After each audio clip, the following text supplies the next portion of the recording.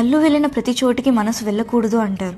కానీ ఆ మనసే ముందు వెళ్తే ఇక ఈ కన్నులను కలలను ఆపేదెవరు? అందరికీ నమస్కారం. నా చేతిలో లేని గీతలు, నేను రాసుకుంటున్న రాతలు కాదండి, ఇవి రత్నాలు, ఎక్కడ దొరకని రత్నాలు.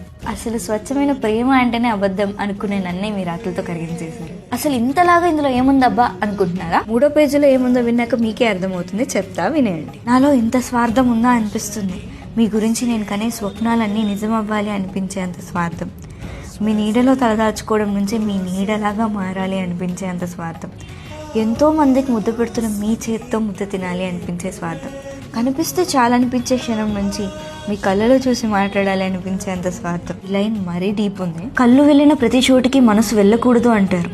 కానీ ఈ మనసే ముందు వెళ్తే ఇక ఈ కనులను కలలను ఆపేదెవరు?